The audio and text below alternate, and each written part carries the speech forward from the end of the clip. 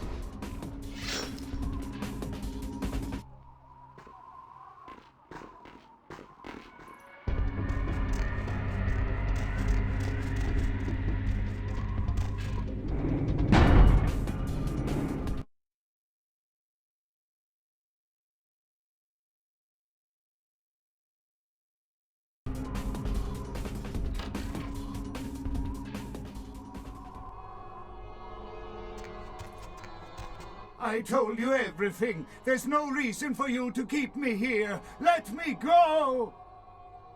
I am an archaeologist. You can't hold me here like this. I am a hostage.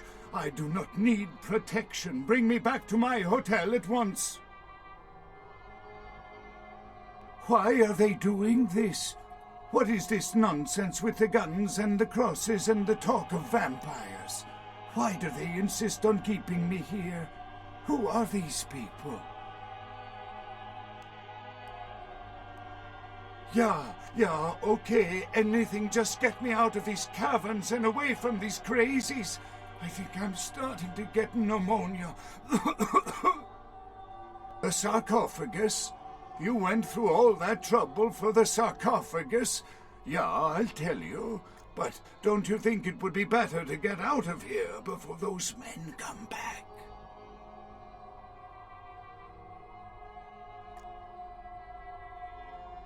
Please, there is no need for violence here.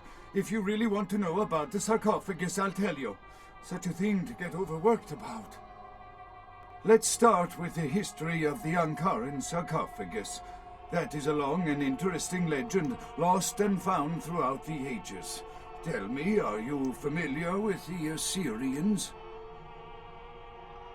Well, the Assyrians lived in Mesopotamia, a region between the Tigris and Euphrates rivers. Most of this territory is now modern-day Iraq, Iran, Turkey, and Syria. They were warmongers, conquerors, a people driven to expand by their kings. Even before the Romans, they migrated their conquered people to the territories to stem revolt, but I'm afraid I'm getting off the subject. Well, the markings on the sarcophagus seem to hint that it is from sometime between 1050 and 800 BC, which was a period of fierce expansion by the Assyrians. Oddly, for those years, only one king shows up on the historical record. While most likely he wiped all evidence of his predecessor's existence or passed the name to his heirs, one monarch, Masquerade, the one-eyed king, is given credit for the territory and achievements of this time. But he would have had to have been over 250 years old, like Dracula or something. I find it hard to believe a sarcophagus with a person as important as Masquerade could remain in, pristine or intact condition for so many years, but this is who is believed to be contained within. An educated guess. Maybe you have not heard. It was stolen from the museum before we had a chance to open it. Usually we use equipment to carbon date, X-ray, and take air samples before we pry open the lid. You know, it is interesting that you ask me that. The goddess on the outside of the sarcophagus was Lamastu. In Assyrian myth, Lamastu was an evil demoness who preyed on humans. Many people cite her as the mother of vampire myth, and the engravings on and found around the sarcophagus portray a regal figure drinking the blood of his enemies.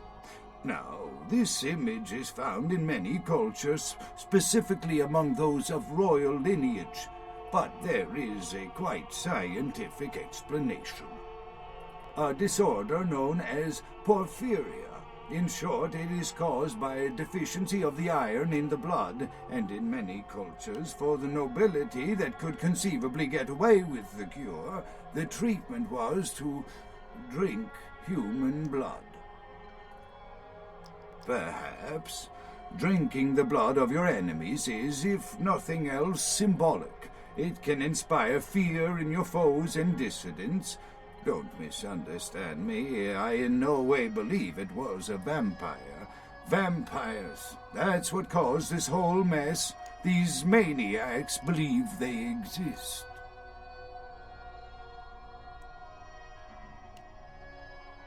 That is, you see, in archaeology, one can spend years looking for a dig site, following local rumors, studying old maps. It's a complicated process, very boring.